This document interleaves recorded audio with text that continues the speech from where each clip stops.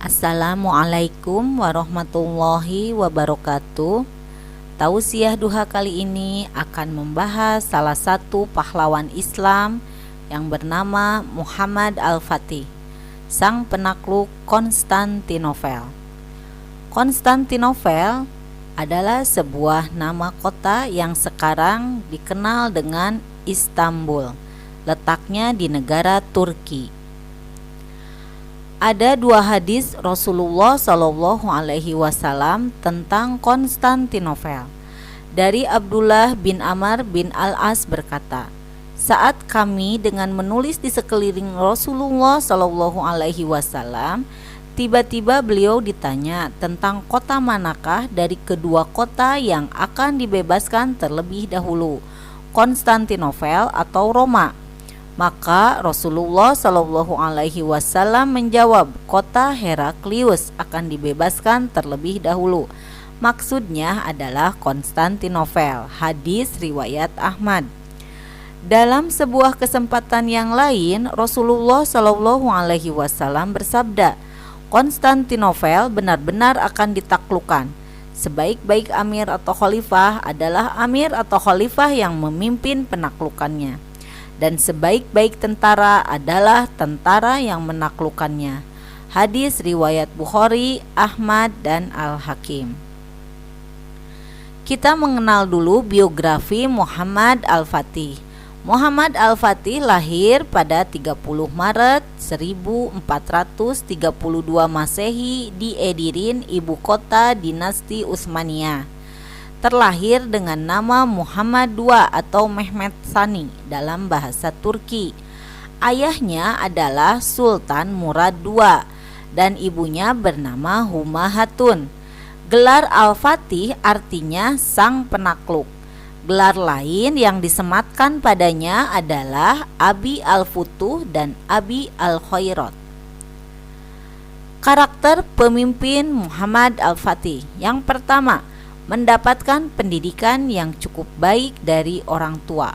Disinilah pendidikan yang baik akan mempengaruhi masa depan seorang anak. Yang kedua, sejak kecil dididik untuk menjadi pemimpin dengan bimbingan para ulama yang paham sekali Al-Quran. Salah satu gurunya adalah Syekh Samsuddin, keturunan Abu Bakar As-Siddiq. Sejak kecil sudah hafal 30 juz Al-Quran, mempelajari ilmu fikih, matematika, ilmu falak, dan strategi perang.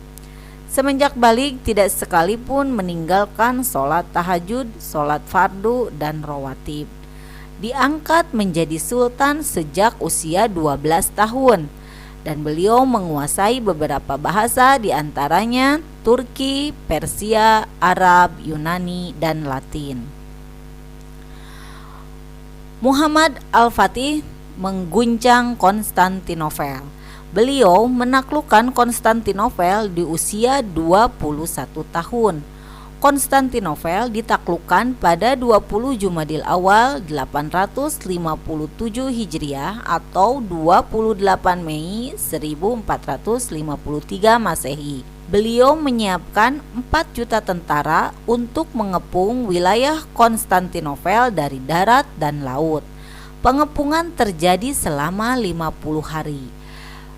Muhammad Al-Fatih bersama pasukannya berhasil menyeberangkan 70 kapal laut melewati hutan yang ditumbuhi pohon-pohon besar.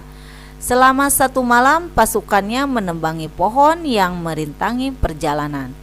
Inilah strategi luar biasa yang tidak diduga oleh musuh, sehingga Muhammad Al-Fatih berhasil masuk kota Konstantinopel dan berhasil merebutnya.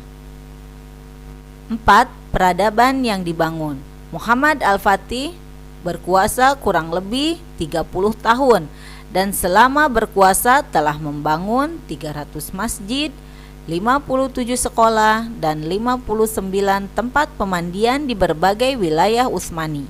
Salah satu peninggalannya yang terkenal adalah Masjid Sultan Muhammad II dan Jami Abu Ayyub Al-Ansori. Yang kelima, wafat dan wasiatnya Muhammad Al-Fatih. Beliau wafat pada tanggal 3 Mei 1481 Masehi di usia 50 tahun atau 4 Rabiul Awal 886 Hijriah, setelah sebelumnya mengalami sakit.